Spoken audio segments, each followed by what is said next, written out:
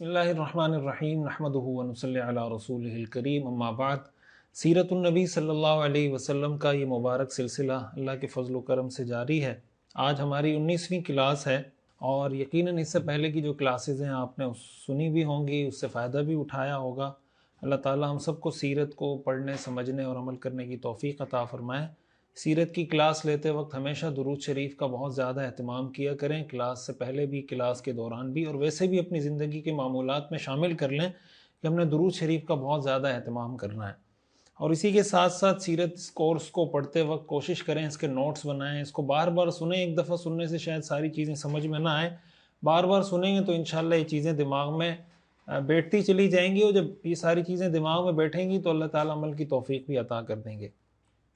آج کا جو ہمارا موضوع ہے، میں پچھلے درس کے آخر میں ایک سوال چھوڑ کے گیا تھا، اس سوال کا جواب انشاءاللہ ہم اپنے نیکسٹ سیشن میں کوشش کریں گے اس پہ بات کریں۔ آج جو ہمارا بنیادی طور پر موضوع ہے وہ ان صحابہ کرام کا تذکرہ کرنا ہے جن کو السابقون الاولون کہا جاتا ہے۔ سابقین اولین یعنی وہ صحابہ جو سب سے پہلے اسلام لائے، اسلام لانے میں جنہوں نے سبقت کی، سب سے پہلے اسلام لانے والے۔ ان میں سے چند اہم شخصیات کا ظاہر ہے کہ ان کی ایک فہرست ہے، ان کا نام تو میں کوشش کروں گا سب کے بتا دوں یہاں پر، لیکن تھوڑا سا تفصیلی تذکرہ کچھ صحابہ کا ہم کریں گے اور پھر ہم آگے سیرت کی طرف بڑھیں گے۔ تو آج کا جو ہمارا سبق ہے انشاءاللہ یہ بہت دلچسپ بھی ہوگا، بہت سبق آموز بھی ہوگا۔ اس میں بہت سی چیزیں ایسی ہیں جو ہمارے لیے سیکھنے کی ہیں۔ السابقون الاولون یہ ٹائٹل ان حضرات کو دیا جاتا ہے، اور یہ ٹائٹل قرآن کریم نے ان صحابہ کو دیا ہے۔ قرآن کریم میں اللہ تعالیٰ کا ارشاد ہے والسابقون الاولون من المہاجرین والانصار والذین اتبعوہم باحسان رضی اللہ عنہم ورضوا عنہ، کہ وہ لوگ جو اسلام لانے میں جنہوں نے سبقت کی، پہل کی، سب سے پہلے اسلام لائے، چاہے وہ مہاجرین صحابہ میں سے تھے یا انصار صحابہ میں سے، یعنی مکہ میں جو لوگ اسلام لانے میں جنہوں نے پہل کی، مدینہ میں جن لوگوں نے اسلام لانے میں پہل کی، والذین اتبعوہم باحسان، اور پھر وہ سارے صحابہ جو انہی کے نقش قدم پر چل کر ایمان لائے۔ اللہ تعالیٰ فرماتے ہیں رضی اللہ عنہم ورضوا عنہ، اللہ ان سے راضی ہے اور یہ اللہ سے راضی ہیں۔ تو یہ السابقون الاولون کا ٹائٹل اللہ نے ان کو دیا ہے، اور یہ ان کی وہ فضیلت ہے جس کا تذکرہ قرآن کریم نے کیا ہے۔ اور ظاہر ہے کہ ان کے بعد جتنے لوگ مسلمان ہوئے ہیں یہ ان کے لیے ایک بنیاد کی، ایک بیسمنٹ کی حیثیت رکھتے ہیں، اور جب آدمی خیر کے کسی کام میں ابتدا سے جڑ جاتا ہے نا، تو اس کے بعد جتنے لوگ اس خیر کے کام سے جڑ رہے ہوتے ہیں یہ اس ابتدا میں جڑنے والے لوگوں کے لیے صدقہ جاریہ ہوتا ہے۔ کہ آپ ذرا اگر غور کریں نا، حضور علیہ السلام نے جب دین کی دعوت دی، حضرت خدیجہ رضی اللہ تعالی عنہ نے اسلام قبول کیا تو 1 سے 2 ہو گئے، پھر 2 سے 3، پھر 3 سے 4، آج 2 ارب کے قریب مسلمان ہیں۔ تو ان 2 ارب مسلمانوں کا جو ثواب ہے وہ بنیادی طور پر اگر آپ دیکھیں ان السابقین الاولین، سابقین اولین کے اعمال نامے کے اندر ان کا بھی ثواب جائے گا، اس لیے کہ یہ وہ لوگ ہیں جنہوں نے بالکل اسلام کی ابتدا کے اندر اسلام کے ساتھ ہی کھڑے ہوئے اسلام قبول کیا۔ اچھا، سب سے پہلے یہ بات سمجھنی چاہیے کہ وحی نازل ہونے کے بعد جو بنیادی احکام نازل ہوئے تھے ان میں ابتدائی احکام میں سے ایک حکم نماز کا بھی ہے۔ یعنی نماز کا حکم، ایک تو اسراء اور معراج کا جو واقعہ اس کی تفصیل آگے آئے گی، اس موقع پر باقاعدہ 5 نمازیں فرض کی گئیں، لیکن اس بات پر علماء کا، فقہاء کا، مورخین اور سیرت نگاروں کا اتفاق ہے کہ معراج کے واقعے سے پہلے بھی نماز پڑھی جاتی تھی۔ حضور علیہ السلام معراج کے واقعے سے پہلے بھی نماز پڑھتے تھے، لیکن اس لیے کہ ہمیں بہت سی روایات میں یہ بات ملتی ہے کہ حضور علیہ السلام گھاٹیوں میں جاتے تھے، نماز پڑھتے تھے۔ حضرت علی رضی اللہ تعالیٰ عنہ کا واقعہ بھی ہم پڑھیں گے، وہ حضور کے ساتھ جاتے تھے، نماز پڑھتے تھے۔ اسی طرح دیگر صحابہ کے بارے میں آتا ہے۔ اس میں اگرچہ اختلاف ہے کہ آیا معراج کے واقعے سے پہلے نمازیں کچھ فرض تھیں یا فرض نہیں تھی، اس میں دونوں طرح کے اقوال ہیں۔ ایک قول یہ کہ نماز فرض کوئی نہیں تھی، آپ علیہ السلام جو مناسب سمجھتے تھے آپ نماز پڑھتے تھے۔ صلاۃ اللیل یعنی تہجد کا، قیام اللیل، تہجد کی نماز کا حکم موجود تھا، اس کے علاوہ کسی نماز کی فرضیت کا حکم پہلے سے موجود نہیں تھا۔ جو حضرات کہتے ہیں نہیں کچھ نمازیں فرض تھی، وہ کہتے ہیں کہ سورج کے طلوع ہونے سے پہلے اور غروب ہونے سے پہلے یہ 2 نمازیں فرض تھیں، یعنی آج کی، یعنی ابھی جو ہم نمازیں پڑھتے ہیں اس کے مطابق آپ یہ کہہ سکتے ہیں کہ فجر اور عصر کی نمازیں فرض تھیں، اس کے علاوہ کوئی نماز فرض نہیں تھی۔ بعد میں باقی نمازیں معراج کے موقع پر 5 نمازیں ایک ترتیب سے فرض ہوئیں۔ اور وہ حضرات قرآن کریم کی اس آیت سے دلیل لیتے ہیں۔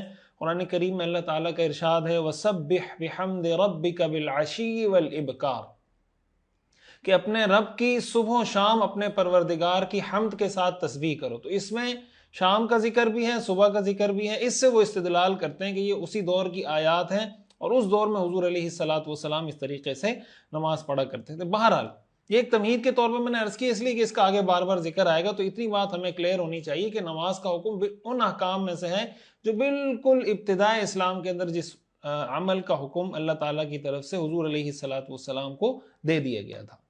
اب ہم آتے ہیں کہ سب سے پہلے اسلام لانے والے صحابہ کون سے تھے۔ حافظ ابن کثیر رحمۃ اللہ علیہ نے ان 8 صحابہ کرام کا تذکرہ کیا ہے کہ 8 صحابہ جو سب سے پہلے ایمان لائے، ان میں 2 تو ظاہر ہے، حضرت خدیجہ رضی اللہ تعالی عنہ، حضرت علی رضی اللہ تعالی عنہ، اور پھر حضرت ابو بکر صدیق رضی اللہ تعالی عنہ، اور حضرت ابو بکر صدیق رضی اللہ تعالی عنہ کی دعوت پر اسلام لانے والے 5 وہ صحابہ جو عشرہ مبشرہ میں داخل ہیں، یعنی حضرت عثمان بن عفان رضی اللہ تعالی عنہ، حضرت زبیر بن عوام رضی اللہ تعالی عنہ، حضرت طلحہ بن عبید اللہ رضی اللہ تعالی عنہ، حضرت سعد بن ابی وقاص رضی اللہ تعالی عنہ، اور حضرت عبد الرحمن بن عوف رضی اللہ تعالی عنہم اجمعین۔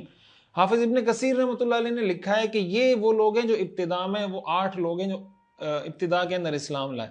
ان سب کا انشاءاللہ ہم کچھ تھوڑا تھوڑا تفصیلی تذکرہ ابھی پیش کریں گے، مزید بھی 3-4 اور شخصیات کا تذکرہ بھی انشاءاللہ آپ کے سامنے آئے گا۔ سب سے پہلے ہم تذکرہ کرتے ہیں حضرت علی رضی اللہ تعالی عنہ کا۔ ہم جانتے ہیں کہ حضرت علی رضی اللہ تعالی عنہ حضور علیہ السلام کے چچا زاد ہیں، آپ کے فرسٹ کزن ہیں۔ حضرت علی رضی اللہ تعالیٰ عنہ کے والد ابو طالب حضور علیہ السلام کے چچا ہیں۔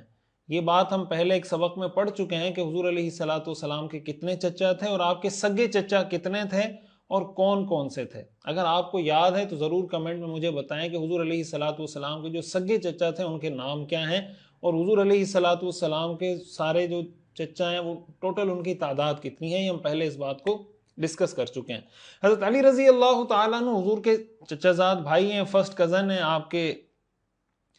حافظ ابن کثیر رحمۃ اللہ علیہ نے یہ بات لکھی ہے کہ حضور علیہ السلام کی بعثت پیر کے دن ہوئی، اور منگل کے دن حضرت علی رضی اللہ تعالیٰ عنہ نے حضور علیہ السلام کے ساتھ نماز پڑھی ہے۔ اور آپ کے اسلام لانے کا واقعہ کچھ یوں ہے کہ ایک دن حضرت علی رضی اللہ تعالیٰ عنہ تشریف لائے، آپ نے دیکھا کہ حضور علیہ السلام اور حضرت خدیجہ رضی اللہ تعالیٰ عنہ وہ نماز پڑھ رہے ہیں۔ حضرت علی رضی اللہ تعالیٰ عنہ نے سوال کیا، حضرت علی حضور کے ساتھ ہی رہتے تھے، کیوں رہتے تھے اس کی تفصیل میں آگے بتاتا ہوں۔ حضرت علی رضی اللہ تعالیٰ عنہ نے سوال کیا یہ کیا ہے؟ آپ صلی اللہ علیہ وسلم نے فرمایا یہ اللہ کا دین ہے، اللہ کا وہ دین جس کا اللہ تعالیٰ نے خود انتخاب کیا ہے، اور یہی دین دے کر اللہ تعالیٰ نے اپنے رسولوں کو دنیا میں بھیجا ہے، اور میں تمہیں بھی اس کی طرف بلاتا ہوں کہ اس اللہ کی عبادت کرو جس کا کوئی شریک نہیں، اور لات اور عزا جو بت تھے جن کی عبادت کی جاتی تھی، لات اور عزا کا انکار کرنے کی دعوت دیتا ہوں۔ اس پر حضرت علی رضی اللہ تعالیٰ عنہ نے فرمایا کہ میں نے تو یہ بات آج سے پہلے کبھی سنی نہیں، تو میں اس پہ تھوڑا غور کروں گا اور اپنے والد سے اس پہ مشورہ کر کے آپ کو جواب دوں گا۔ حضور علیہ السلام کی اسٹریٹجی یہ تھی کہ بھائی یہ بات ابھی خفیہ رہنی چاہیے، زیادہ لوگوں کو پتہ نہیں چلنی چاہیے۔ تو آپ نے حضرت علی سے فرمایا کہ بھائی اگر تمہارا ابھی موڈ نہیں ہے میری بات ماننے کا تو بس اس بات کو آگے مت پھیلاؤ، اپنے والد سے ڈسکس مت کرو، جب بات سمجھ آئے گی تو پھر اس کو ایکسیپٹ کر لینا۔ جب رات ہوئی تو اللہ تعالیٰ نے حضرت علی رضی اللہ تعالیٰ عنہ کے دل میں یہ بات ڈال دی۔ صبح حضور علیہ السلام کی خدمت میں حاضر ہوئے اور عرض کی یا رسول اللہ کہ آپ نے میرے سامنے کیا بات پیش کی تھی، ذرا مجھے بتائیں۔ آپ صلی اللہ علیہ وسلم نے فرمایا میں نے یہ کہا ہے ان تشہد ان لا الہ الا اللہ وحدہ لا شریک لہ وتکفر باللات والعزى وتبرأ من الانداد، کہ تم اس بات کی گواہی دو کہ اللہ وحدہ لا شریک ہے، اس کا کوئی شریک نہیں، اور لات اور عزا جو بت ہیں سب بتوں سے ان کا انکار کرو، اور اللہ کے ہر شریک سے اعلان برات کرو کہ میں اللہ کے ساتھ کسی کو شریک نہیں مانتا۔ اس پر حضرت علی رضی اللہ تعالیٰ عنہ نے فرمایا کہ میں آپ کی بات کو ایکسیپٹ کرتا ہوں، اور حضرت علی رضی اللہ تعالیٰ عنہ نے اسلام قبول کر لیا۔ لیکن چونکہ حضرت علی نے اپنے والد سے مشورہ نہیں کیا تھا تو اپنے والد سے اسلام کو خفیہ رکھا، ابو طالب سے ان کو نہیں بتایا۔ ایک دفعہ ایسا ہوا کہ حضرت علی رضی اللہ تعالی عنہ اپنے حضور علیہ الصلوۃ والسلام کے ساتھ مکہ کی گھاٹیوں میں کہیں نماز پڑھ رہے تھے، وہاں سے ان کے والد ابو طالب کا گزر ہوا، دیکھا کہ یہ عبادت کر رہے ہیں، کچھ کر رہے ہیں، تو حضرت علی سے پوچھا کہ یہ کیا کر رہے ہیں آپ؟ انہوں نے بتایا کہ یہ اللہ کا دین ہے، اللہ کے فرشتوں کا اور اللہ کے رسولوں کا دین ہے، آپ بھی اس کو اختیار کیجیے۔ تو ابو طالب نے کہا کہ میں تو اپنے آباء و اجداد کے دین کو نہیں چھوڑ سکتا۔ تو پھر حضرت علی رضی اللہ تعالیٰ عنہ سے پوچھا کہ یہ تم کیا کر رہے ہو؟ اس پر حضرت علی رضی اللہ تعالیٰ عنہ نے جواب دیا کہ میں اللہ اور اللہ کے رسول پر ایمان لایا ہوں، اور جو پیغام اللہ کے رسول لائے ہیں میں ان کو مانتا ہوں اور ان کی تصدیق کر رہا ہوں۔ اس پر ابو طالب نے کہا کہ ٹھیک ہے، تمہارے جو کزن ہیں، تمہارے جو چچا زاد ہیں، یہ تمہیں خیر ہی کی دعوت دیں گے، کسی شر کی، کسی برائی کی دعوت نہیں دیں گے، تم انہی کے ساتھ رہو، جس چیز کی طرف تمہیں بلاتے ہیں تم ان کے ساتھ رہو۔ تو اس طریقے سے حضرت علی رضی اللہ تعالیٰ عنہ نے اسلام قبول کیا، اور اس وقت حضرت علی رضی اللہ تعالیٰ عنہ کی عمر یعنی 9 سے 11 سال کے درمیان، کچھ حضرات کہتے ہیں 9 سال، کچھ کہتے ہیں 10 سال، کچھ کہتے ہیں 11 سال، یعنی 10-11 سال زیادہ سے زیادہ حضرت علی رضی اللہ تعالیٰ عنہ کی عمر تھی جس وقت حضرت علی رضی اللہ تعالیٰ عنہ نے اسلام قبول کیا۔ اب آتے ہیں اس بات کی طرف، جیسے میں نے عرض کیا کہ حضرت علی رضی اللہ تعالیٰ عنہ حضور علیہ الصلوۃ والسلام کی کفالت میں تھے۔ اس کی وجہ کیا ہے؟ یعنی آپ یہ سمجھیں کہ حضرت علی حضور کے گھر کے ایک فرد کے طور پر تھے، آپ کے ساتھ گھر میں رہتے تھے۔ حضرت علی رضی اللہ تعالیٰ عنہ، میں نے آپ کو بتایا کہ ابو طالب کے بیٹے ہیں، اور آپ جانتے ہیں کہ ابو طالب وہ شخصیت ہیں جنہوں نے حضور علیہ الصلوۃ والسلام کی پرورش کی۔ آپ کے دادا عبد المطلب کا جب انتقال ہوا تو پھر آپ کی ساری پرورش ابو طالب اور ابو طالب کی اہلیہ حضرت فاطمہ بنت اسد رضی اللہ تعالی عنہا نے کی ہے۔ ایک وقت ایسا آیا مکہ مکرمہ میں کہ قحط آیا اور شدید بحرانی کیفیت کا سارے لوگ شکار ہو گئے۔ ابو طالب مالی اعتبار سے فائنینشلی بہت زیادہ سٹیبل نہیں تھے، بہت زیادہ مالی اعتبار سے مضبوط نہیں تھے۔ حضور علیہ الصلوۃ والسلام کو یہ فکر ہوئی کہ ابو طالب کے بچے زیادہ ہیں، اس وقت قحط کی صورتحال ہے، ایک بحرانی کیفیت ہے، اور ہمارے چچا کے پاس اتنا کچھ ہے نہیں کہ اپنے بچوں کو صحیح طور سے کھلا سکیں، نہ کھلا سکیں۔ تو آپ نے یہ کیا کہ آپ نے اپنے دوسرے چچا حضرت عباس رضی اللہ تعالیٰ عنہ کے پاس گئے، ان کو بلایا یا ان کے پاس گئے، اور حضرت عباس رضی اللہ تعالیٰ عنہ یہ قریش کے مالدار ترین لوگوں میں سے تھے، اور ان سے مشورہ کر کے کہنے لگے کہ آپ حضور نے فرمایا کہ بھائی ہمارے جو چچا ہیں ان کثیر العیال ہیں، ان کے بچے زیادہ ہیں، اور وہ اپنے اس وقت قحط کی صورتحال ہے، تو اگر ایسا ہو جائے کہ ان کے ایک بچے کو میں گود لے لوں اور ایک کو آپ گود لے لیں، اس کا فائدہ یہ ہوگا کہ ان سے بوجھ کم ہو جائے گا، اور جب حالات ٹھیک ہو جائیں پھر دیکھ لیں گے۔ حضرت عباس رضی اللہ تعالیٰ عنہ نے فرمایا ٹھیک ہے، میں بالکل راضی ہوں۔ یوں حضور علیہ الصلوۃ والسلام اور حضرت عباس رضی اللہ تعالیٰ عنہ یہ دونوں حضرات ابو طالب کے پاس گئے اور ان سے کہا کہ بھائی ہم اس طرح آئے ہیں اور ہم چاہتے ہیں کہ آپ اپنا ایک ایک بچہ ہمارے حوالے کر دیں تاکہ آپ پہ کچھ بوجھ کم ہو جائے۔ تو اس پر ابو طالب نے کہا، بعض روایات میں آتا ہے کہ انہوں نے کہا کہ عقیل کو میرے پاس رہنے دو، باقی آپ جس کو لے جانا چاہیں لے جائیں، اور ایک روایت میں آتا ہے کہ انہوں نے کہا عقیل اور طالب کو میرے پاس رہنے دیں، باقی آپ جس کو لے جانا چاہیں لے جائیں۔ چنانچہ حضرت علی رضی اللہ تعالیٰ عنہ کو حضور علیہ الصلوۃ والسلام نے گود لے لیا، اور حضرت جعفر جو حضرت علی کے بڑے بھائی ہیں ان کو حضرت عباس نے گود لے لیا۔ حضرت جعفر کی پرورش حضرت عباس نے کی، اور حضرت علی رضی اللہ تعالیٰ عنہ حضور علیہ الصلوۃ والسلام کے ساتھ آ گئے، اور پھر ان کی کفالت، ان کا خرچہ، ان کے کھانے پینے کے سارے اخراجات یہ حضور علیہ الصلوۃ والسلام نے اپنے ذمے لے لیے۔ اس وجہ سے حضرت علی رضی اللہ تعالیٰ عنہ جب اسلام لائے ہیں تو اس وقت بھی وہ حضور علیہ الصلوۃ والسلام ہی کی کفالت میں تھے اور آپ کے گھر کے ایک فرد کے طور پر تھے۔ ابھی دیکھیں اس میں ہمارے لیے بہت اہم سبق ہے، سیرت کا واقعہ ہے نا، حضور علیہ الصلوۃ والسلام کا ایک عمل ہے کہ آپ نے حضرت علی کو گود لیا، ان کی پرورش کی۔ اس سے ایک تو حضرت علی رضی اللہ تعالیٰ عنہ کی فضیلت ثابت ہوتی ہے کہ دیکھیں ان کی کتنی اہمیت ہے ان کی شخصیت کی، کہ یہ وہ شخصیت ہیں جن کی پرورش حضور علیہ الصلوۃ والسلام کے ہاتھوں میں ہوئی ہے۔ دوسرے نمبر پر حضور علیہ الصلوۃ والسلام کا یہ جو عمل ہے، بنیادی طور پر اگر آپ تھوڑا سا اس کو غور کریں کہ حضور علیہ الصلوۃ والسلام کی پرورش کی تھی ابو طالب نے جو حضرت علی کے والد ہیں، حضرت فاطمہ بنت اسد نے جو حضرت علی کی والدہ ہیں۔ حضور علیہ الصلوۃ والسلام کا مزاج یہ تھا، یہ بات میں پہلے بھی عرض کر چکا ہوں، کہ آپ کے ساتھ اگر کوئی احسان کا معاملہ کرتا تھا تو آپ یہ چاہتے تھے کہ میں بھی کوئی احسان کا معاملہ کروں، اور اس کا حضور علیہ الصلوۃ والسلام نے ہمیں حکم بھی دیا ہے۔ حدیث شریف میں رسول اللہ صلی اللہ علیہ وسلم نے ارشاد فرمایا من صنع الیکم معروفا فکافئوہ، اگر تمہارے ساتھ کوئی بھلائی کرے اس کو بدلہ دو، فإن لم تجدوا ما تکافئوا به فادعوا له، اگر بدلہ نہیں دے سکتے اس کو دعا دو، حتی ظننتم انکم قد کافأتم، اتنی دعا دو کہ تمہیں اس بات کا یقین ہو جائے کہ میں نے اس کا بدلہ چکا دیا۔ حضور علیہ الصلوۃ والسلام نے ہمیں یہ تعلیم دی ہے، قرآن میں آتا ہے هل جزاء الاحسان الا الاحسان، احسان کا بدلہ احسان ہے، ہمیں بھی یہ کوشش کرنی چاہیے۔ حضرت علی رضی اللہ تعالیٰ عنہ جب حضور نے دیکھا کہ ابھی میرے چچا پہ مشکل وقت ہے، جب میں بچہ تھا میرے چچا نے میری پرورش کی، اب میرے چچا مشکل میں ہیں تو میں ان کی مدد کروں، تو یہ آپ ہی کا انیشیٹو تھا، اگرچہ آپ نے تو صرف حضرت علی کی پرورش کی، حضرت جعفر کی پرورش کرنے والے حضرت عباس ہے، لیکن چونکہ یہ انیشیٹو آپ کا تھا تو اس کو آپ یوں کہہ سکتے ہیں کہ حضور علیہ الصلوۃ والسلام نے حضرت جعفر کی پرورش بھی کی اور حضور علیہ الصلوۃ والسلام نے حضرت علی رضی اللہ تعالی عنہما ان دونوں کی پرورش حضور علیہ الصلوۃ والسلام نے کی۔ اس سے ہمیں کیا سیکھنے کو ملتا ہے؟ اس سے ہمیں یہ سیکھنے کو ملتا ہے کہ ایک مسلمان حضور علیہ الصلوۃ والسلام کا امتی وہ اپنی آنکھیں، اپنا دماغ، اپنے کان کھلے رکھتا ہے، وہ دیکھ رہا ہوتا ہے معاشرے میں کیا ہو رہا ہے۔ اگر میری کسی مشکل میں کوئی شخص میرے کام آیا تھا تو مجھے اس چیز کا انتظار نہیں کرنا چاہیے کہ وہ میرے پاس آئے گا، مجھے کہے گا یار مجھے آپ کی سپورٹ کی ضرورت ہے، مجھے آپ کی ہیلپ چاہیے، اگر مجھے 10,000 روپے قرض دے دو، 20,000 روپے قرض دے دو۔ جب آپ کو پتا ہے کہ یہ میرا محسن ہے، اس نے میرے ساتھ بھلائی کا معاملہ کیا اور آپ دیکھ رہے ہیں کہ وہ مشکل میں ہے، رسول اللہ صلی اللہ علیہ وسلم کی سیرت ہمیں سکھاتی ہے کہ آپ خود اس کے پاس جائیں اور خود اس کو کہیں کہ بھائی میری کسی قسم کی ہیلپ چاہیے، بلکہ صرف دعوت نہ دیں اور صرف جناب دعویٰ نہ کریں کہ میں حاضر ہوں، جب کوئی خدمت ہوگی میں حاضر ہوں گا، بلکہ ان کی خدمت کریں، ان کو سپورٹ کریں، ان کی ہیلپ کریں۔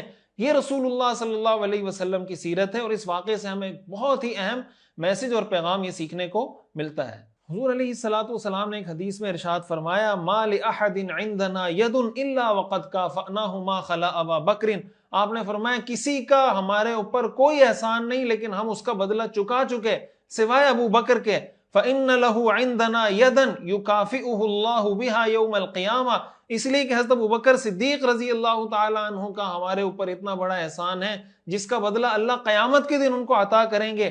وَمَا نَفَعَنِي مَالُ أَحَدٍ قَطُّ مَا نَفَعَنِي مَالُ أَبِي بَكْر، اور جتنا نفع مجھے ابو بکر کے مال نے پہنچایا اتنا نفع مجھے دنیا میں کسی کے مال نے نہیں پہنچایا۔ وَلَوْ كُنْتُ مُتَّخِذًا خَلِيلًا لَاتَّخَذْتُ أَبَا بَكْرٍ خَلِيلًا، اور اگر میں کسی کو خلیل بناتا تو ابو بکر کو خلیل بناتا۔ أَلَا وَإِنَّ صَاحِبَكُمْ خَلِيلُ اللَّهِ، لیکن سن لو تمہارا یہ ساتھی خود اللہ کا خلیل ہے، اس لیے میں کسی کو خلیل کہتے ہیں اس گہرے دوست کو جس کی محبت دل میں ایسی جاں گزی ہو جائے کہ پھر جو وہ دوست کہے آپ کہیں۔ تو آپ نے فرمایا کہ میں اللہ کا خلیل ہوں تو مجھے کسی کو خلیل بنانے کی اجازت تو نہیں، لیکن اگر اجازت ہوتی تو میں ابو بکر کو خلیل بناتا۔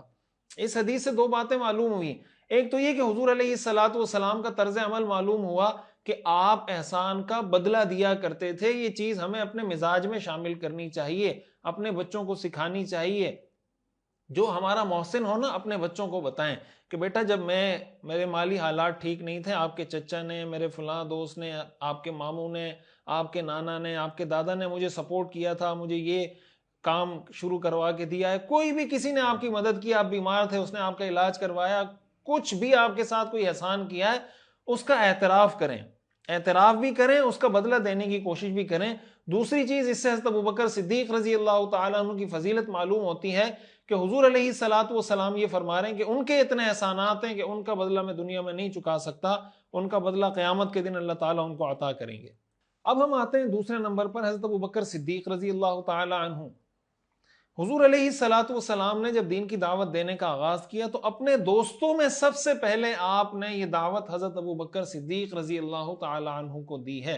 حضرت ابوبکر صدیق رضی اللہ تعالیٰ عنہ حضور علیہ الصلوۃ والسلام کے بعثت سے پہلے کے دوست ہیں اور آپ کی بڑی پکی دوستی تھی اور بڑی گہری دوستی تھی اور بہت ہی سلیم الفطرت شخصیت کے مالک تھے۔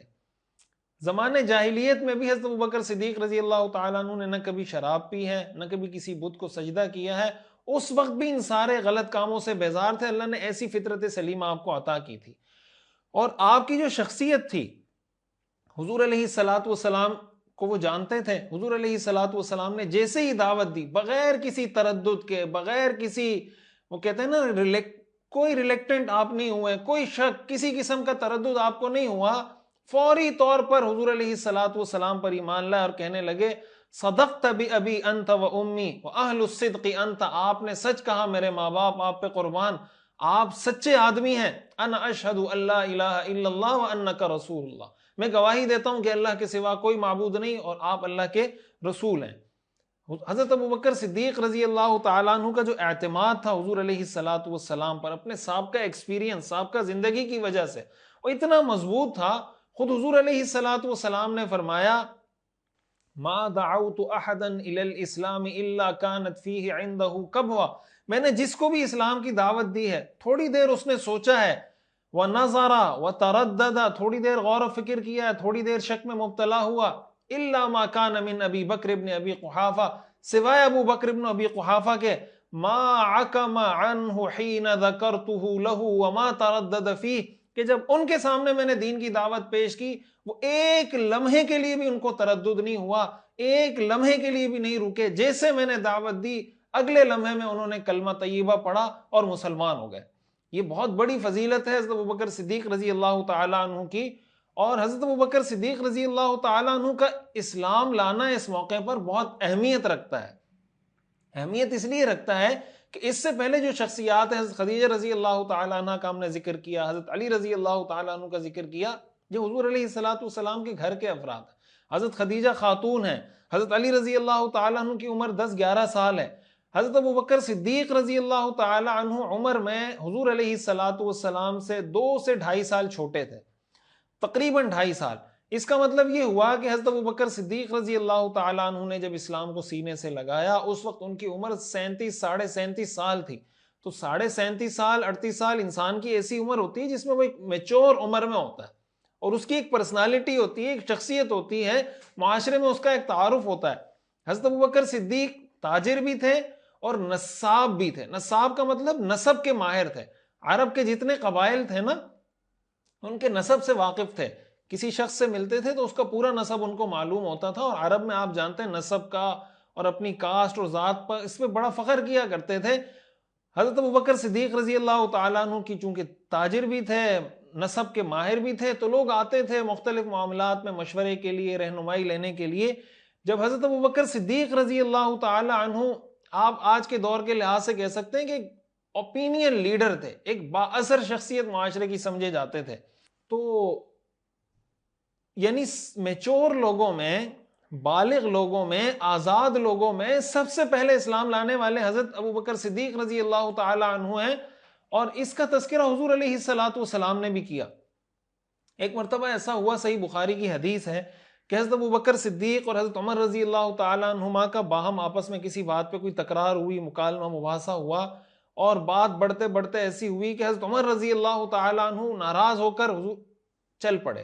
حضرت ابوبکر صدیق رضی اللہ تعالیٰ عنہ نے دیکھا تو پریشان ہوئے کہ حضرت عمر ناراض ہو گئے, تو پیچھے پیچھے چلنے لگے, حضرت عمر کو بلانے لگے کہ بھائی میں معذرت کرتا ہوں, مجھے معاف کر دیں. حضرت عمر رضی اللہ تعالیٰ عنہ نے پیچھے نہیں دیکھا, گھر چلے گئے, دروازہ بند کیا, گھر تشریف لے گئے. حضرت ابوبکر صدیق رضی اللہ تعالیٰ عنہ گھر تک تشریف لے گئے. جب دیکھا کہ حضرت عمر گھر چلے گئے, فوراً حضور علیہ الصلوۃ والسلام کی خدمت میں حاضر ہو گئے اور عرض کرنے لگے کہ یا رسول اللہ اس طرح معاملہ ہوا اور حضرت عمر مجھ سے ناراض ہو گئے.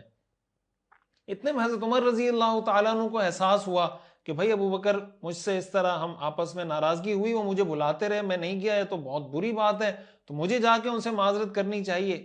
یہ ان لوگوں کے لیے اس میں بہت بڑا میسج ہے, جب بھی کوئی الٹا کام کرتے ہیں نا, کسی کو برا بلا کہیں گے, سختی کریں گے, غصہ کریں گے, آپ ان کو سمجھائیں گے تو کہیں گے میں حضرت عمر رضی اللہ تعالیٰ عنہ کے مذہب پر. حضرت عمر رضی اللہ تعالیٰ عنہ کی جو سختی تھی نا وہ مسلمانوں کے لیے نہیں تھی, وہ کافروں کے لیے تھی. آج کوئی بیوی پہ ظلم کرے گا, تھپڑ مارے گا, تشدد کرے گا, کوئی بھی قسم کا جابرانہ ظالمانہ رویہ ہوگا, عجیب ہمارا مزاج ہے, نسبت کر دیں کہ میرا عمر حضرت عمر کا مزاج ہے.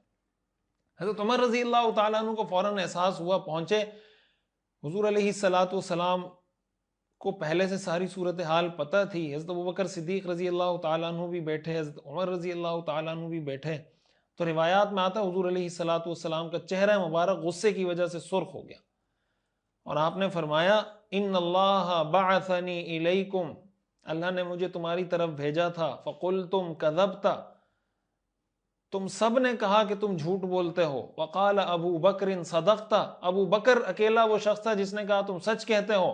وواسانی بنفسہ ومالہ، اپنے مال سے بھی اس نے میری مدد کی، اپنی جان سے بھی اس نے میری مدد کی. فہل انتم تارکو لی صاحبی، کیا تم میرے اس ایک دوست کو میری وجہ سے ستانا چھوڑو گے نہیں؟ آپ علیہ الصلوۃ والسلام نے 2 مرتبہ یہ بات کی، فہل انتم تارکو لی صاحبی، کیا میری وجہ سے تم میرے اس دوست کو ستانا نہیں چھوڑو گے؟ حضرت ابوبکر صدیق رضی اللہ تعالیٰ عنہ بار بار کہہ رہے ہیں یا رسول اللہ انا کنت ازلم، انا کنت ازلم، یا رسول اللہ مجھ سے ان پہ زیادتی ہوئی ہوگی، انہوں نے مجھ پہ کوئی زیادتی نہیں کی. لیکن حضور علیہ الصلوۃ والسلام بار بار یہ بات کر رہے ہیں کہ یہ وہ شخصیت ہے کہ جب سب نے مجھے جھٹلایا تھا انہوں نے میری تصدیق کی تھی. یہ حضرت ابوبکر صدیق رضی اللہ تعالیٰ عنہ کی وہ فضیلت ہے جو آپ کو حاصل ہوئی کہ جیسے ہی حضور نے دعوت دی فوراً اسلام لیا. حضرت ابوبکر صدیق رضی اللہ تعالیٰ عنہ نے ایک کام اور کیا، یہ سیرت کا ہی ایک پہلو ہے. جیسے میں نے عرض کیا کہ وہ ایک بااثر شخصیت کے حامل تھے، اوپینین لیڈر تھے. حضرت ابوبکر صدیق رضی اللہ تعالیٰ عنہ کا معاشرے میں اپنی ایک شخصیت، پرسنالٹی تھی. تو آپ کو جب یہ خیر کی بات معلوم ہوئی تو انہوں نے، حضرت ابوبکر نے اس کو محدود نہیں رکھا اپنے آپ تک، کوشش کی کہ بھئی جو لوگ میرے پاس آتے ہیں، جو میرے پکے دوست ہیں، ان کے ساتھ میری دوستی آ رہی ہے، ان کو بھی ساتھ ساتھ بتاتے رہے کہ بھئی تم بھی اسلام لے آؤ، تم بھی ایمان قبول کر لو. چنانچہ حضرت ابوبکر صدیق رضی اللہ تعالیٰ عنہ کی اس دعوت پر بہت سارے لوگ مسلمان ہوئے. ان مسلمان ہونے والوں میں 5 وہ صحابہ ہیں جو عشرہ مبشرہ میں داخل ہیں. یہ بہت بڑی فضیلت کی بات ہے. عشرہ مبشرہ یقیناً آپ جانتے ہوں گے، عشرہ مبشرہ ان 10 صحابہ کو کہا جاتا ہے جن کو حضور علیہ الصلوۃ والسلام نے بائی نیم دنیا کے اندر نام لے کر جنت کی بشارت دی. ابو بکر فی الجنہ، عمر فی الجنہ، عثمان فی الجنہ، علی فی الجنہ، سعید فی الجنہ، سعد بن ابی وقاص فی الجنہ، عبد الرحمن بن عوف فی الجنہ، طلحہ بن عبید اللہ فی الجنہ، زبیر بن العوام فی الجنہ.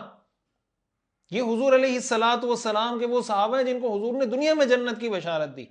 ان 10 صحابہ میں سے ایک تو خود حضرت ابو بکر ہیں. 5 وہ عشرہ مبشرہ جو حضرت ابو بکر کی دعوت پر ایمان لائے. حضرت عثمان، حضرت زبیر بن عوام، حضرت طلحہ بن عبید اللہ، حضرت سعد بن ابی وقاص اور حضرت عبد الرحمن بن عوف رضی اللہ تعالی عنہم اجمعین. ان 5 کو حضرت ابو بکر صدیق رضی اللہ تعالی عنہ نے دعوت دی اور حضرت ابو بکر کی دعوت پر یہ ایمان لائے.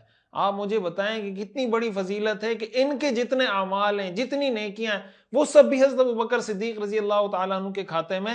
یہی وجہ ہے حضرت عمر رضی اللہ تعالیٰ عنہ فرمایا کرتے تھے لو وزن ایمان ابی بکر بایمان اہل الارض لرجح بہم، کہ اگر ابو بکر کا ایمان ایک پلڑے میں رکھا جائے اور ساری دنیا کے مسلمانوں کا ایمان دوسرے پلڑے میں رکھا جائے، ابو بکر کا ایمان ان سب پہ بھاری ہوگا. وجہ اس کی کیا ہے؟ وجہ اس کی ہے کہ یہ سارے خیر کا ذریعہ حضرت ابو بکر صدیق رضی اللہ تعالیٰ عنہ بنے. تو جو آدمی ایمان لاتا جائے گا اس کے ایمان کا ثواب حضرت ابو بکر کے کھاتے میں بھی چلتا چلا جائے گا. یہ حضرت ابو بکر صدیق رضی اللہ تعالیٰ عنہ کی فضیلت ہے. اور اس میں ہمارے لیے سیکھنے کا ایک بہت اہم میسج اور پیغام ہے،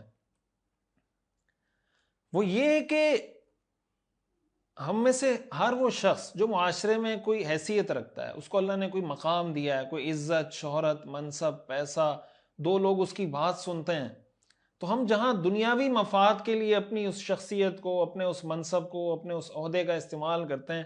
ٹریفک پولیس والا آپ کے بچے کو پکڑ لے تو آپ فون کر کے کہتے ہیں آپ مجھے جانتے نہیں ہیں، میں کون ہوں. اپنے اس منصب کا استعمال کر رہے ہیں چھوٹے سے کام کے لیے. اس منصب کو دین کے بڑے کام کے لیے استعمال کریں. یہ حضرت ابوبکر صدیق رضی اللہ تعالیٰ عنہ نے کیا اور یہ فضیلت ان کو حاصل ہوئی اور بہت سارے لوگ ان کے اس عمل کی وجہ سے مسلمان ہوئے. تو جتنے بااثر لوگ ہیں، جو آدمی سمجھتا ہے کہ بھئی یہ جو انفرادی دعوت ہے نا، آپ شادی میں کسی کے ساتھ بیٹھے ہیں، آپ کو لگتا ہے یار یہ موقع ہے اس سے کوئی بات کرنے کا، بات کر لیں اس سے. حدیث میں آتا ہے ان الدال علی الخیر کفاعلہ، نیکی کی بات کی طرف رہنمائی کرنے والا ایسا ہے گویا اس کام کو خود کر رہا ہے، اس کو بھی اتنا ہی ثواب ملتا ہے جتنا اس کرنے والے کو ثواب ملتا ہے. تو اس کا بھی عزم کیجئے. یہ آج کے سیرت کا دوسرا درس ہوا، دوسرا سبق ہوا. پہلا سبق یہ کہ احسان کرے کوئی تو اس کا بدلہ دیں. دوسرا سبق یہ ہوا کہ خیر کی جو بات معلوم ہو اس کو اپنے آپ تک محدود نہ رکھیں، اس کو پھیلانے کی کوشش کریں. حدیث میں آتا ہے رب مبلغ اوعى له من سامع، بعض اوقات جس تک آپ نے بات پہنچائی ہوتی ہے وہ زیادہ عمل کرنے والا ہوتا ہے اس شخص سے جس نے وہ بات پہنچائی. بھائی ہم بات پہنچا رہے ہیں، ہو سکتا ہے آپ ہم سے زیادہ عمل کر لیں، آپ جس کو بات پہنچائیں گے ہو سکتا ہے وہ آپ سے زیادہ عمل کر لیں، ہم سب کے لیے صدقہ جاریہ بن جائے گا. اس لیے میں بار بار یہ عرض کرتا ہوں کہ یہ جو سیرت کے دروس ہیں، یہ جو سیرت کی پوری ایک سیریز ہے، اتنی جو محنت ہو رہی ہے، اگر اور کچھ مشکل ہے، اس سیرت کے پیغام کو تو ہم عام کر سکتے ہیں نا، اس کے داعی تو بن سکتے ہیں. کسی دوست سے ملے، اس کو یہ تو کہہ سکتے ہیں بھائی رسول اللہ صلی اللہ علیہ وسلم کی سیرت کبھی پڑھی ہے؟ نہیں پڑھی تو بھائی یہ کورس ہو رہا ہے، اس میں شامل ہو جائیں، ہر اتوار کو کلاس ہوتی ہے، اس کو سن لیا کریں، یوٹیوب پر موجود ہے، اس کو سن لیا کریں. اس کے داعی بنے، اس کو معمولی نہ سمجھیں. حدیث میں آتا ہے لا تحقرن من المعروف شیئا، نیکی کے کسی بھی کام کو کم نہ سمجھو کہ یار یہ تو چھوٹا سا کام ہے.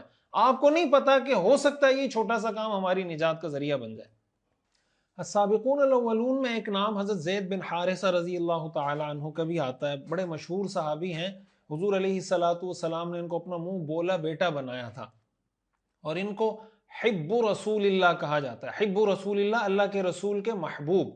اور آپ جانتے ہیں کہ ان کا جو پورا پس منظر ہے یہ عیسائی خاندان سے تعلق رکھنے والے تھے، اور لوگوں نے ان کو کسی نے اٹھایا، غلام بنا لیا، پھر بیچتے رہے. بکتے بکتے بکتے ہی حضرت خدیجہ رضی اللہ تعالی عنہ کے غلام، حضرت خدیجہ رضی اللہ تعالی عنہ کے چچا زاد بھائی تھے، حضرت خدیجہ رضی اللہ تعالی عنہ کے بھتیجے تھے حکیم بن حزام، انہوں نے خریدا تھا اس کو. پھر حضرت خدیجہ رضی اللہ تعالی عنہ نے ان سے خریدا، اور حضرت خدیجہ رضی اللہ تعالی عنہ نے حضور علیہ الصلوۃ والسلام کو گفٹ کر دیا. حضور علیہ الصلوۃ والسلام نے ان کو آزاد کر دیا اور ان کو اپنا منہ بولا بیٹا بنا لیا تھا. جب ان کے والدین کو پتہ چلا، ان کے والدین آئے، ان کے بھائی آئے حضور علیہ الصلوۃ والسلام کے پاس لینے کے لیے، تو حضور علیہ الصلوۃ والسلام نے آپشن دے دیا کہ بھائی زید تمہارے سامنے ہے، اگر تمہارے ساتھ جانا چاہتے ہیں تو بالکل لے جا سکتے ہیں. لیکن انہوں نے اپنے والد کو بھی کہا، اپنے بھائی کو بھی کہا کہ بھائی میں کبھی بھی تمہارے ساتھ جانے کے لیے تیار نہیں ہوں، میں اللہ کے رسول پر کسی کو ترجیح نہیں دوں گا اور میں انہی کے ساتھ رہنا چاہتا ہوں. ان کے والد نے کہا کہ تم عجیب آدمی ہو کہ بھائی تم غلامی کو آزادی پہ ترجیح دیتے ہو. انہوں نے کہا نہیں، میں حضور کا غلام رہنا ہی پسند کروں گا. حضور علیہ الصلوۃ والسلام نے ان کو آزاد بھی کر دیا، اپنا منہ بولا بھی بیٹا بھی بنا لیا. ان کو زید بن محمد کہا جاتا تھا. پھر جب قرآن کریم کی آیات نازل ہوئی نا، ادعوہم لآبائہم هو اقسط عند اللہ، کہ بھئی کسی بچے کا نام لینا ہو تو اس کے والد کے نام کے ساتھ اس کو پکارو. جو منہ بولا والد ہے تو اس کے نام کے ساتھ اس کو مت پکارو کہ فلاں بن فلاں. تو جب یہ ختم ہو گیا، پھر حضرت زید رضی اللہ تعالیٰ عنہ کو زید بن محمد کہنا صحابہ نے چھوڑا، ورنہ اس سے پہلے زید بن محمد کہا جاتا تھا. یہ واحد وہ صحابی ہیں جن کا نام قرآن کریم کے اندر مذکور ہے. حضرت زید وہ واحد صحابی ہیں، قرآن کریم میں آتا ہے فَلَمَّا قَضَى زَيْدٌ مِّنْهَا وَطَرًا زَوَّجْنَاكَهَا. جب حضرت زید رضی اللہ تعالی عنہ نے حضرت زینب بنت جحش رضی اللہ تعالی عنہ کو طلاق دی تو حضور علیہ الصلوۃ والسلام نے ان سے نکاح کر لیا تھا. اور اس سے یہ بات بھی ہمیں سمجھ میں آ جاتی ہے کہ منہ بولے رشتے وہ رشتے نہیں ہوتے. آپ کسی کو کہہ دیتے نا یہ میری بیٹی ہے، تو ٹھیک ہے آپ اس کے ساتھ شفقت کا معاملہ کریں، آپ جناب اس کی تربیت کریں، اس کی تعلیم پہ خرچ کریں، لیکن وہ آپ کی محرم نہیں بنے گی. آپ کسی کو کہہ دیتے ہیں یہ میری بہن ہے تو وہ آپ کی بہن نہیں بنے گی. آپ کسی کو کہہ دیں یہ میری اماں ہے، وہ آپ کی اماں نہیں بنے گی. آپ کہیں یہ میرا بیٹا ہے، وہ بیٹا نہیں بنے گا. بیٹا وہ اسی کا ہے جس کا وہ ہے، بیٹی وہ اسی کی ہے جس کی وہ ہے، بہن وہ اسی کی ہے جس کی وہ ہے، اماں وہ اسی کی ہے جس کی وہ ہے. اس لیے بعض لوگ جو کہتے ہیں نہیں میں تو بہن سمجھتا ہوں، میں تو بیٹی سمجھتا ہوں، بھائی بیٹی بہن سمجھنے سے کچھ نہیں ہوتا. شرعی نقطہ نظر سے اگر آپ کسی بچی کو گود لیتے ہیں اور بچپن سے اس کو پالتے ہیں اور وہ بالغ ہو جاتی ہے، پھر بھی وہ آپ کے لیے نامحرم ہوتی ہے. تو یہ بات اچھے طریقے سے سمجھنی چاہیے. بہرحال حضرت زید رضی اللہ تعالی عنہ عمر میں حضرت حضور علیہ الصلوۃ والسلام سے تقریباً 10 سال چھوٹے تھے. یعنی آپ یہ کہہ سکتے ہیں کہ جب اسلام لائے ہیں حضور علیہ الصلوۃ والسلام نے جب دین کی دعوت دی، اس وقت ان کی عمر تقریباً 30-31 سال تھی جب یہ اسلام لائے ہیں، اور یہ حضور علیہ الصلوۃ والسلام کے آزاد کردہ غلام ہیں. اور جیسے میں نے عرض کیا یہ حضور علیہ الصلوۃ والسلام کے گھر کے ایک فرد ہی کی حیثیت رکھتے تھے. آپ کے منہ بولے بیٹے تھے تو آپ کے گھر کے ایک فرد کی حیثیت رکھتے تھے. حضرت عثمان رضی اللہ تعالی عنہ، حضرت عثمان رضی اللہ تعالی عنہ ہم سب واقف ہیں، 10 مبشرہ میں سے ہیں. ان کا ایک لقب ہے ذو النورین. حضور علیہ الصلوۃ والسلام کی 2 بیٹیاں حضرت رقیہ اور حضرت ام کلثوم بالترتیب آپ کے نکاح میں رہی ہیں. اس وجہ سے آپ کو 2 نوروں والا کہا جاتا ہے. مسلمانوں کے تیسرے خلیفہ ہیں، اور یہ بھی السابقون الاولون میں سے ہیں، اور ان صحابہ میں سے ہیں جو حضرت ابو بکر صدیق رضی اللہ تعالیٰ عنہ کی دعوت پر اسلام لائے۔ روایات سے معلوم ہوتا ہے کہ چوتھے نمبر پر اسلام لانے والے، رابع اربعۃ کہا جاتا ہے حضرت عثمان کو، کہ چوتھے نمبر پر اسلام لانے والے صحابی حضرت عثمان بن عفان رضی اللہ تعالی عنہ۔ جس وقت مسلمان ہوئے ہیں اس وقت حضرت عثمان رضی اللہ تعالیٰ عنہ کی عمر تقریباً 33 یا 34 برس تھی جس وقت مسلمان ہوئے، اور حضرت عثمان بھی ان شخصیات میں سے ہیں جنہوں نے کبھی جاہلیت کے اندر بھی شراب نہیں پی، شراب نوشی، نشے تماشے، ان چیزوں سے اس زمانے میں بھی دور رہے، اور ایک اچھی طبیعت اور اچھی فطرت کے مالک تھے۔ اور ان کے اسلام لانے کی تفصیل کتابوں میں کچھ یوں لکھی ہے کہ ایک دفعہ ابو بکر صدیق رضی اللہ تعالیٰ عنہ اور یہ آپس میں بیٹھے تھے، تو حضرت ابو بکر نے فرمایا کہ تم جیسے سمجھدار آدمی پر حق و باطل مخفی تو نہیں رہ سکتا، کہ تمہیں سمجھ نہ آ رہا ہو کہ حق کیا ہے باطل کیا ہے، تو تمہاری قوم جن پتھروں کی عبادت کرتی ہے، جن بتوں کی عبادت کرتی ہے، تو محض پتھر ہیں، نہ نفع پہنچا سکتے ہیں نہ نقصان پہنچا سکتے ہیں۔ حضرت عثمان نے کہا بالکل ایسا ہی ہے۔ اس پر حضرت ابو بکر نے عرض کی کہ محمد بن عبداللہ کو اللہ نے اپنی مخلوق کے لیے رسول بنا کر بھیجا ہے، تو کیا تمہارا ان کی بات سننے کا ارادہ ہے؟ عثمان نے فرمایا ضرور۔ تو روایات میں آتا ہے کہ اسی دوران حضور علیہ الصلوۃ والسلام کا وہاں سے گزر ہوا اور آپ نے فرمایا عثمان اجب اللہ الی جنتی فانی رسول اللہ، کہ اللہ کی جنت والے راستے کی طرف بلا رہا ہوں، میری بات کو قبول کرو، میں اللہ کا رسول ہوں۔ حضرت عثمان رضی اللہ تعالیٰ عنہ فرماتے ہیں کہ مجھ پہ حضور کی بات کا ایسا اثر ہوا کہ میں انکار نہیں کر سکا، اور میں نے کہا اشہد ان لا الہ الا اللہ وانک رسول اللہ، میں گواہی دیتا ہوں کہ اللہ کے سوا کوئی معبود نہیں، اور میں گواہی دیتا ہوں کہ آپ اللہ کے رسول ہیں۔ جب حضرت عثمان رضی اللہ تعالیٰ عنہ مسلمان ہو گئے تو حضرت عثمان رضی اللہ تعالیٰ عنہ آپ جانتے ہیں بنو امیہ میں سے، آپ کے جو چچا ہیں حکم بن عاص بن امیہ، جو مروان کے والد ہیں حکم بن العاص، اور یہ فتح مکہ کے موقع پہ مسلمان ہوئے تھے، تو حکم بن عاص نے آپ کو رسیوں سے باندھ دیا اور کہا میں اس وقت تک تمہیں کھولوں گا نہیں جب تک تم اس دین کو چھوڑ کر پرانے دین کو اختیار نہیں کر لیتے۔ حضرت عثمان رضی اللہ تعالیٰ عنہ نے فرمایا کہ اللہ کی قسم نہ میں کبھی دین چھوڑوں گا، نہ میں کبھی اس سے جدائی اختیار کروں گا، جو آپ کر سکتے ہیں کریں۔ جب ان کے چچا کو پتہ چل گیا کہ بھائی یہ باز آنے والے نہیں، تو انہوں نے حضرت عثمان رضی اللہ تعالیٰ عنہ کو چھوڑ دیا۔ حضرت سعد بن ابی وقاص رضی اللہ تعالیٰ عنہ، یہ بھی عشرہ مبشرہ میں سے ہیں، اسلام کے سب سے پہلے تیر انداز ہیں، سب سے پہلے اسلام کے لیے تیر چلانے کا اعزاز حضرت سعد بن ابی وقاص رضی اللہ تعالیٰ عنہ کو حاصل ہے۔ حضرت سعد بن ابی وقاص رضی اللہ تعالیٰ عنہ اسی قبیلے سے تعلق رکھتے ہیں جس قبیلے سے حضور علیہ الصلوۃ والسلام کی والدہ حضرت آمنہ تعلق رکھتی تھی، بنو زہرہ۔ حضرت حضور علیہ الصلوۃ والسلام کی والدہ حضرت آمنہ اور حضرت سعد رضی اللہ تعالیٰ عنہ کے دادا یہ آپس میں بھائی تھے۔ یہ حضور علیہ الصلوۃ والسلام کی اس وجہ سے ننیالی رشتہ دار ہیں۔ حضور علیہ الصلوۃ والسلام ان پر فخر کر کے کہتے تھے یہ میرے ماموں ہیں، تو ہے کسی کا کوئی ایسا ماموں مجھے دکھائے۔ یہ حضور علیہ الصلوۃ والسلام کے رشتے میں ماموں لگتے ہیں۔ اور حضرت سعد بن ابی وقاص رضی اللہ تعالیٰ عنہ کے بارے میں کہا جاتا ہے کہ یہ پہلے 6 یا 7 لوگوں میں سے ہیں جو اسلام لائے ہیں، اور جب انہوں نے اسلام قبول کیا اس وقت ان کی عمر تقریباً 17 سال تھی، اور ان کی داڑھی کا ایک بال بھی نہیں تھا۔ خود حضرت سعد بن ابی وقاص رضی اللہ تعالیٰ عنہ فرمایا کرتے تھے اتبعت رسول اللہ صلی اللہ علیہ وسلم وما فی وجہی شعرۃ، میں اس وقت اللہ کے رسول پر ایمان لایا تھا جب میرے چہرے پر ایک بال بھی نہیں تھا، اس وقت حضور علیہ الصلوۃ والسلام پر ایمان لائے اور مسلمان ہوئے۔ اور یہ اپنا واقعہ کچھ یوں بیان کرتے ہیں کہ میں نے خواب دیکھا کہ میں اندھیرے میں ہوں، مجھے کچھ نظر نہیں آ رہا، اچانک ایک چاند روشن ہوا تو میں نے اس کی پیروی کی، اس کے پیچھے چلنے لگا۔ جب آگے بڑھا تو میں نے دیکھا کہ زید بن حارثہ، علی بن ابی طالب اور ابو بکر اسی چاند کی طرف جا رہے ہیں۔ میں ان سے پوچھتا ہوں کہ تم یہاں کب آئے ہو؟ انہوں نے کہا کہ ابھی ابھی۔ پھر مجھے خبر ملی کہ رسول اللہ صلی اللہ علیہ وسلم اسلام کی دعوت دے رہے ہیں، تو میں نے شعب اجیاد کے اندر، اجیاد کے علاقے کے اندر حضور علیہ الصلوۃ والسلام کو دیکھا، اور اس دوران حضرت ابو بکر سے ملاقات بھی ہوئی۔ حضرت ابو بکر صدیق رضی اللہ تعالیٰ عنہ نے ساری تفصیل بھی بتائی، تو حضرت سعد بن ابی وقاص حضور کی خدمت میں حاضر ہوئے اور اسلام قبول کر لیا۔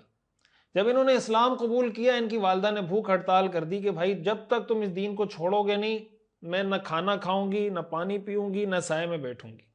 حضرت سعد بن ابی وقاص رضی اللہ تعالیٰ عنہ سمجھاتے رہے کہ بھائی میں اسلام تو نہیں چھوڑوں گا، لیکن آپ یہ بھوک ہڑتال ختم کریں، کھانا کھائیں۔ یہ نہیں کھا رہی تھی، 1 دن نہیں کھایا، 2 دن نہیں کھایا، 3 دن نہیں کھایا۔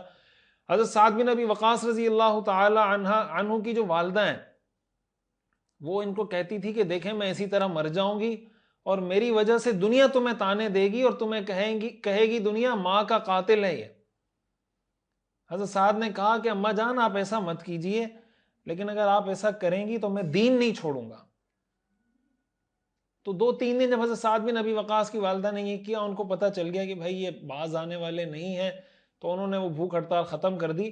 قرآن کریم کی جو آیات ہیں وہ اسی موقع پر نازل ہوئی. وَوَصَّيْنَا الْإِنسَانَ بِوَالِدَيْهِ حُسْنًا وَإِن جَاهَدَاكَ لِتُشْرِكَ بِي مَا لَيْسَ لَكَ بِهِ عِلْمٌ فَلَا تُطِعْهُمَا، کہ اگر تمہارے والدین تمہیں ایسے کام پہ مجبور کریں کہ شرک کرو تو ان کی اطاعت مت کرو. اور سورہ لقمان میں فرمایا وَصَاحِبْهُمَا فِي الدُّنْيَا مَعْرُوفًا، کہ دنیا میں ان کے ساتھ اچھے طریقے سے رہو، لیکن شرک کی بات میں والدین کی بات مت مانو. اگر کسی کا والد یہ کہتا ہے کہ تم کفر اختیار کرو نہیں تو میں خودکشی کر لوں گا، اس کو پھر بھی اجازت نہیں ہے کہ وہ ایمان کا راستہ چھوڑے، بلکہ اپنے ایمان پر اس کو قائم رہنا پڑے گا. اس میں ایک بہت اہم میسج، آج ہم بہت سی دفعہ ایمان کی بات سے، اسلام کی بات سے اس وجہ سے پھر جاتے ہیں کہ سوسائٹی کا پریشر ہے، خاندان کا پریشر ہے، لوگ کیا کہیں گے، لوگ کیا کہیں گے، فلانا کیا کہے گا، فلانا کیا کہے گا. بھائی اللہ کو راضی کریں. کسی نے لکھا تھا کہ ہم ساری زندگی اس چکر میں گزار دیتے ہیں کہ لوگ کیا کہیں گے، لوگ کیا کہیں گے، لوگ کیا کہیں گے. لوگ آخر میں کہتے ہیں انا للہ و انا الیہ راجعون. وہ جب قبر میں اتارتے ہیں تو بس سب کچھ ختم ہو جاتا ہے. حدیث شریف میں آتا ہے من التمس رضا اللہ بسخط الناس کفاہ اللہ مؤونۃ الناس، جو اللہ کی رضا کا طالب ہو اور اللہ کی رضا کے کسی کام میں لوگ ناراض ہوتے ہیں تو ہو جائیں، اس کی پرواہ نہ کرے، اللہ اس کو کافی ہو جاتا ہے. وَمَنِ الْتَمَسَ رِضَى النَّاسِ بِسَخَطِ اللَّهِ وَكَّلَهُ اللَّهُ إِلَى النَّاسِ، اور جو اللہ کو، لوگوں کو خوش کرنے کے لیے اللہ کو ناراض کر دیتا ہے، اللہ اس کو لوگوں کے سپورٹ کر دیتا ہے. یہ اتنا بہترین اصول ہے ہمارے پاس زندگی گزارنے کا. دیکھیں آپ بیوی کو خوش رکھیں، لیکن کس حد تک؟ شریعت کی حدود کے اندر. اگر بیوی آپ کو حرام کمانے پہ مجبور کر رہی ہے کہ مجھے یہ سوٹ بھی چاہیے، یہ چیز بھی چاہیے، فلاں چیز چاہیے، بیٹا آپ کو کہہ رہا ہے مجھے گاڑی خریدنی ہے، یہ کرنا ہے، وہ کرنا ہے، لیکن آپ کو پتا ہے کہ اگر میں اس دائرے سے نکلوں گا تو حرام کمانے کی طرف جاؤں گا اور حرام کمانے سے اللہ ناراض ہوتا ہے، تو آپ بیٹے کو کہتے ہیں بیٹا یہ میری باؤنڈری ہے، میں اس کو کراس نہیں کر سکتا، جو میرے پاس ہے یہی ہے، اس کے علاوہ کچھ نہیں، میرے ساتھ رہنا ہے رہو، نہیں رہنا تو جاؤ. جب آپ کی بیوی کو بھی پتا چل جائے گا کہ بھائی اس باؤنڈری سے یہ باہر نہیں نکلے گا، بیٹے کو بھی پتا چل جائے گا، خاندان کو بھی، رشتہ داروں کو بھی. یہی معاملہ بیوی شوہر کے ساتھ کرے کہ بیوی شوہر کو کہے کہ بھئی شریعت کی حدود میں رہتے ہوئے جو حکام، جو حکم ہے میں اس کی پابندی کروں گی. لیکن اگر شوہر بیوی کو کہتا ہے کہ تم آ کے میرے دوستوں کے ساتھ بیٹھو، گپ شپ لگاؤ، تم پردہ نہیں کرو، تم جناب کوئی اور الٹی سیدھی حرکتوں کا کہتا ہے، تو بیوی کو چاہیے کہ وہ اپنے شوہر کو کہہ دے کہ میں تمہاری یہ بات ماننے کے لیے تیار نہیں. کتنا بہترین اصول ہے، آپ کی زندگی سکون میں آ جائے گی. سمپل سی بات ہے بھائی، اللہ کو، لوگوں کو خوش کرنے کے لیے اللہ کو ناراض مت کرو، والدہ کو خوش کرنے کے لیے اللہ کو ناراض کرنے کی اجازت نہیں، والد کو خوش کرنے کے لیے اللہ کو ناراض کرنے کی اجازت نہیں، بیوی کو، اولاد کو، دوستوں کو، سوسائٹی کو، معاشرے کو، کسی کو بھی خوش کرنے کے لیے اللہ کو آپ ناراض نہیں کر سکتے. جب آپ اس کو معیار بنا لیں گے سارے مسائل خود بخود حل ہو جائیں گے. حضرت سعد بن ابی وقاص رضی اللہ تعالیٰ عنہ کے طرز عمل سے بھی یہ درس ملتا ہے، اور سورہ عنکبوت اور سورہ لقمان کی ان آیات سے بھی یہی درس ملتا ہے. حضرت زبیر بن عوام رضی اللہ تعالی عنہ، یہ بھی عشرہ مبشرہ میں سے ہیں، حضرت ابوبکر صدیق کی دعوت پہ اسلام لائے، السابقون الاولون میں سے ہیں، حضور علیہ السلام کے پھوپھی زاد ہیں، کزن ہیں آپ کی پھوپھی تھی حضرت صفیہ بنت عبد المطلب، یہ ان کے بیٹے ہیں، اور حضور علیہ السلام کے ہم زلف بھی ہیں، اس لیے کہ حضرت عائشہ رضی اللہ تعالی عنہ کی جو بڑی بہن تھی حضرت اسماء بنت ابی بکر، وہ ان کی اہلیہ ہیں. تو یوں یہ حضور علیہ السلام کے پھوپھی زاد بھی ہیں اور حضور علیہ السلام کے ہم زلف بھی ہیں. جب یہ اسلام لائے ہیں تو روایات سے معلوم ہوتا ہے کہ اس وقت حضرت زبیر رضی اللہ تعالیٰ عنہ کی عمر 16 سال تھی، اور بعض روایات سے تو معلوم ہوتا ہے کہ 8-10 سال عمر تھی بس، یعنی یہ ہے کہ 16-17 سال سے زیادہ آپ کی عمر نہیں تھی جب آپ اسلام لائے ہیں. اور جب یہ اسلام لائے ہیں تو آپ ان کے جو چچا تھے یہ ان کو کسی چٹائی وغیرہ میں لپیٹ کر نا آس پاس آگ جلا دیتے تھے کہ بھئی تم واپس پھرو نہیں تو میں کھولوں گا نہیں تمہیں. یہ کہتے تھے بھئی جو کرنا ہے کرو، میں اسلام نہیں چھوڑوں گا. آپ دیکھیں صحابہ نے کتنی قربانیاں دی ہیں. آج ہم کسی معاشرے کا چھوٹا سا تانا نہیں سہ سکتے کہ یار وہ کیا کہے گا، فلانا کیا کہے گا، فلانا کیا کہے گا. ان صحابہ نے یہ دین ہم تک کیسے پہنچایا اور کتنی قربانیاں دی ہیں اس دین کے لیے.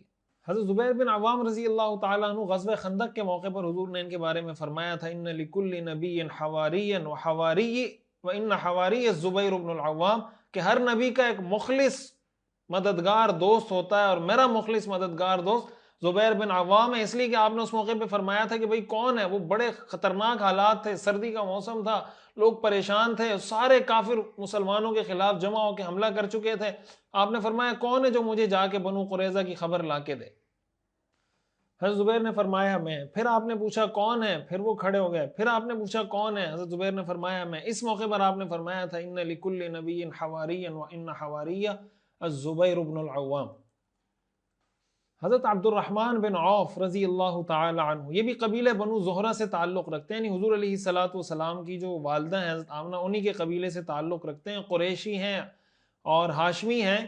ان کا پہلے نام تھا عبد عمر، حضور علیہ الصلوۃ والسلام نے ان کا نام تبدیل کر کے عبد الرحمن رکھ دیا، اور عام الفیل کے تقریباً 10 سال بعد ان کی ولادت ہوئی، یعنی حضور علیہ الصلوۃ والسلام سے عمر میں تقریباً 10 سال چھوٹے تھے، تو اسلام لانے کے وقت ان کی جو عمر تھی وہ تقریباً 30 31 32 سال اس وقت ان کی عمر تھی، اور ان کو ان لوگوں میں شمار کیا جاتا ہے جو ابتدائی 8 لوگ مسلمان ہوئے، جو میں نے شروع میں حافظ ابن کثیر رحمۃ اللہ علیہ کا قول آپ کے سامنے ذکر کیا تھا، ان 8 لوگوں میں حضرت عبد الرحمن بن عوف رضی اللہ تعالیٰ عنہ کا بھی ذکر ہوتا ہے۔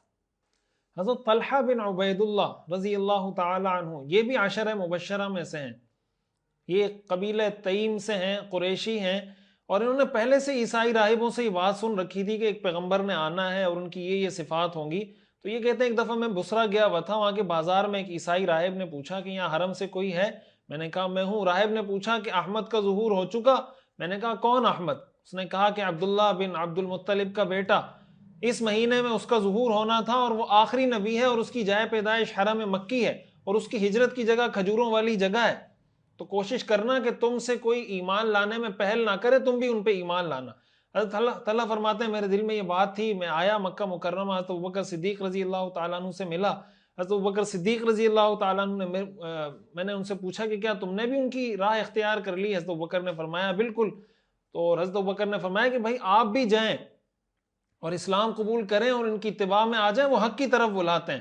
اس پر حضرت طلحہ رضی اللہ تعالیٰ عنہ نے ان کو راہب کی بات بھی بتائی کہ بھائی میں بصرہ گیا تھا، وہاں ایک شخص نے یہ بات کی تھی، اور حضرت ابوبکر حضرت طلحہ یہ دونوں حضور علیہ الصلوۃ والسلام کی خدمت میں حاضر ہوئے، اور جب حضور علیہ الصلوۃ والسلام کے ساتھ کچھ دیر گفتگو کی، آپ کے ارشادات سنے، تو فوراً اسی موقع پر مسلمان ہو گئے۔